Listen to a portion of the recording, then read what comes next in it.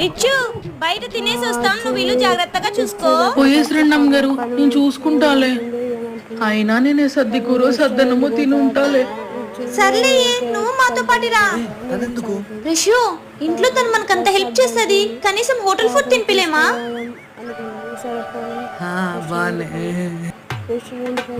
Sir order ఒక chicken biryani, butter non.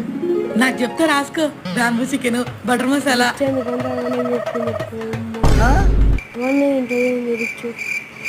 ఓ మేం పేదోళ్ళం కదా, ఇన్ని ఆర్డర్ చేయకూడదు కదా. యాదో పెరుగన్నం పెట్టండి అమ్మా, తినిపోతాం.